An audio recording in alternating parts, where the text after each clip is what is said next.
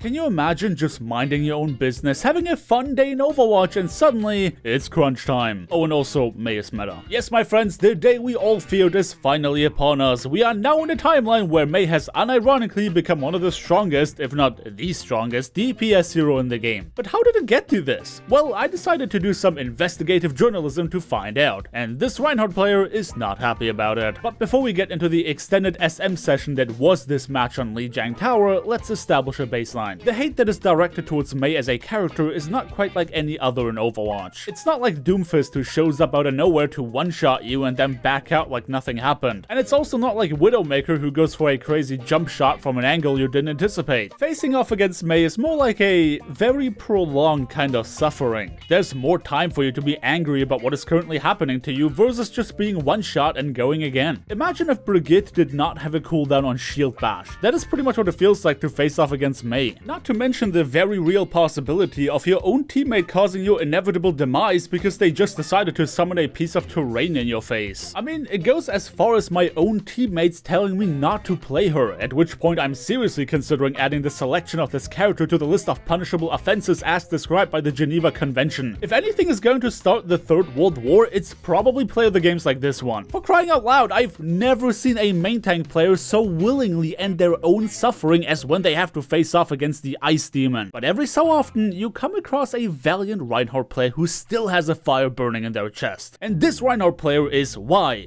As in, why do I respawn if all I can do is suffer? At least that is the story that I wanted to tell you a few days ago, but thanks to Blizzard's patented deleting your replays right now screw you technology, the footage for that video is unfortunately lost forever. And that's a shame, because you're missing out on teabagging, solo ulting, and gravity-defying crossovers of abilities. And all of that just because Jeff Kaplan decided to hand me this monstrosity. Come on, Jeff, you didn't give us new content for 2 years and suddenly you're starting with it? I expected more consistency from you. I'm physically out here making tank players rage quit the game and now I don't even have the replays to immortalize my achievement. Well, it can't be helped. The battle between Wise Reinhardt and Mei is lost forever and we have to move on to a new chapter. With that out of the way, I invite you to a trip around the world to find out just how much people despise this character. Our journey begins where all great DPS tales do, in the damage queue. Considering that my queue times have been surprisingly short even when deciding to play DPS, I knew that if I was to make new friends in this lobby, I had to be fast about it. My first encounter with another player happened to be on the jump pad where I figured that the desert heat might give them a hard time, so I volunteered to try and cool them down. But for some reason, this Widowmaker player was in a hurry to get somewhere, failing to use her grappling hook once before hastily trying to do it again. Considering they didn't have the time to enjoy the cool breeze of my cryo blaster, I decided to give them an icicle to go. You can tell that they really appreciated my services because they followed it up by telling me to keep myself safe, and even added a smiley.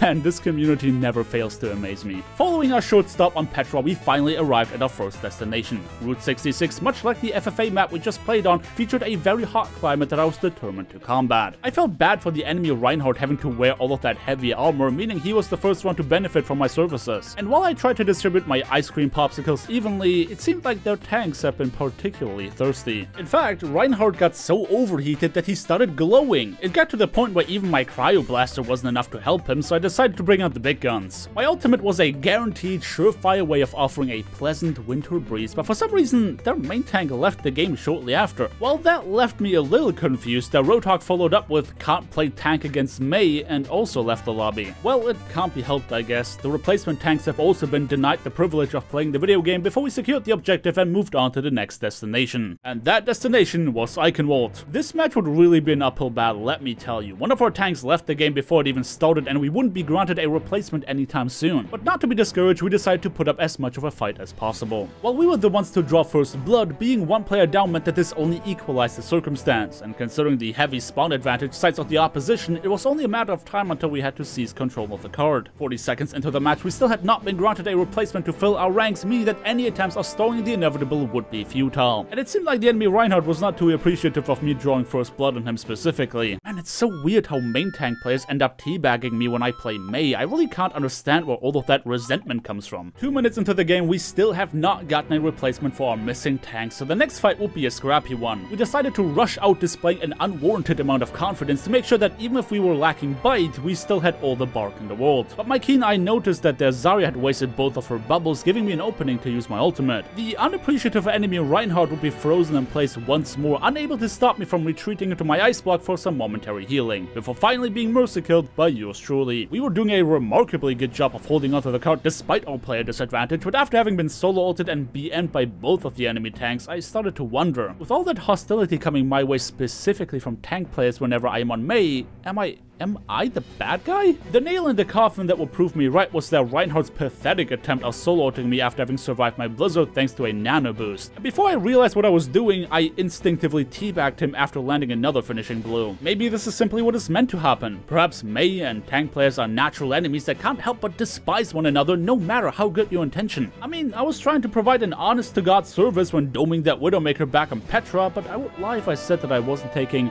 some amount of pleasure in seeing big, hulking tanks frozen in place before getting destroyed. When it comes to our match on Eichenwald, as much as we were putting up a valiant fight, we simply weren't able to outweigh our lack in numbers, meaning that I shamefully had to pack my things and move on to our next destination. Actually, we only took a short break on Ilias where my Anna and I decided to commit a gruesome crime against humanity. But sadly, that's all the time we have for today. The pain train is going to stop right here because thanks to Jeff deciding that this random micro event was worth deleting my replays, I've lost about a week's worth of work towards that original Mei video I talked about at the beginning. We've gone too long without a video on the channel and YouTube hates that, so unfortunately that's all the time I had to work on this one. With that said, I want to thank everybody so much for watching. If you enjoyed this video and want to see more like it, hit that subscribe button, ring the bell, and drop a like to show your support. I appreciate all of you guys, hope you have a fantastic day, and thankfully I can finally stop playing Mei. Thanks for watching everybody, I'm out, peace.